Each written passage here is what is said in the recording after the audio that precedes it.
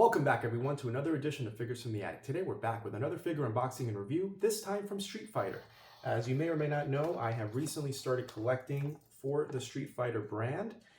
This is something that I grew up with. Definitely as a kid I loved the video game, the characters. There was even an anime that I picked up some DVDs of from, there was a store in a mall down here called Suncoast Video, and they would have a bunch of awesome anime DVDs.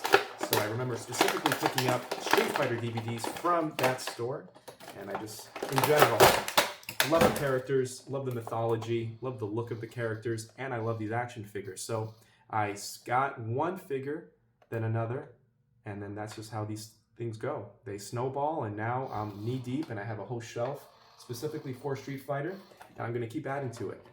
It's a dangerous game collecting, that's for sure. Very dangerous. But here is Bison. I would call him the big bad of the Street Fighter universe. He is the main villain. He's the strongest villain. And I would say he's the coolest villain. Him and also Vega. As far as coolest, Vega has always been my favorite. But Bison is right there, right behind him. Try to get him out. He does have quite a large cape, a lot of rubber bands. Let's see. Let's get his feet off there. There we go. You do get an extra head, 2 extra hands.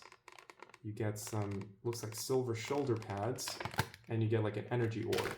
This head, I would say, is the way to go. This is more just expressionless. This one I think would look a little better displayed. So let me get this head popped out. Yeah, definitely this would be the way to go as far as displaying him. Now while I'm doing this, I also see him packaging here. As you can see, one of like the backgrounds, one of the stages of the Street Fighter game. Very cool.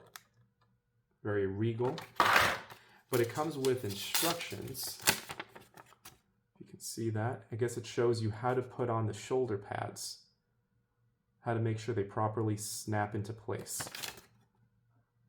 Start from the back of the shoulder pad, pull towards the front to unclip it. Oh, I see. So it just tells you, I guess you can remove this cape, which, just going on feel, it kind of reminds me of, it looks like it has like maybe a small aluminum wire going along the perimeter, because you can shape it the way that you want. You see?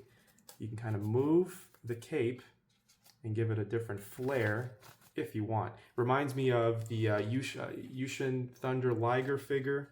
It was released, I forget the name of the company, but they released quite a few New Japan guys, and his cape had a similar style where it was malleable or pliable, whatever word you want to use. But yeah, this is a very, very nice figure. As far as articulation goes, I love the articulation on these Street Fighter guys. He has the butterfly joints, which I always appreciate, just like the Ultimate Edition Mattel WWE guys. He has the butterfly joints. He has double jointed pinless elbows. He has the bicep cut, torso cut. Head, of course, goes every which way. You get the waist, you get the thigh cut, and you get double jointed pinless knees. And of course the ankles. Good movement, good rotation on the ankles, go all the way down. You can make him stand on his tippy toes if you wanted to. Actually, it looks like, yeah, there we go. Yeah, you get full extension on those ankles. If you need it, it's there. I love the way that he looks. He just looks like a sergeant or a general with that beret, the wings, or beret, I guess you want to call it. The nice maroon colored look, the cape, of course. I love these shin guards. It's kind of reminiscent of pro wrestling. I feel like some wrestlers have something similar to this style with the shin and elbow, the shin guard and the knee pads right there.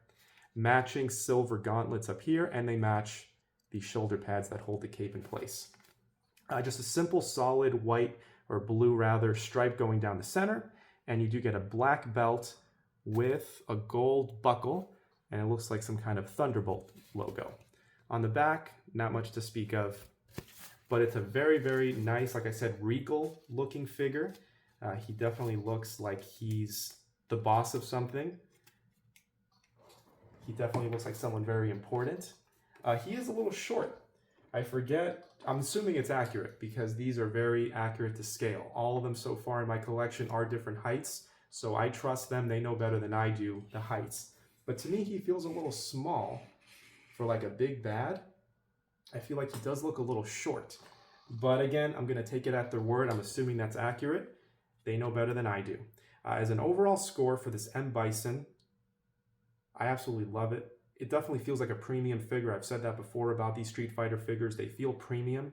There's nothing cheap about them, including the price.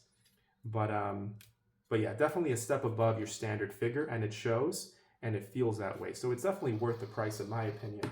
I think it's like 30 bucks each. But as an overall score, I would give M. Bison an 8.2 out of 10. 8.2 out of 10 for this M. Bison. If you're collecting this line, if you don't have him, I think you need him. He is the main villain in the show, so you can't have a Street Fighter collection without M. Bison, if you ask me. That's only my opinion. But yes, 8.3 out of 10 or 8.2 out of 10 on this one. As always, I appreciate you watching, and stay tuned for more.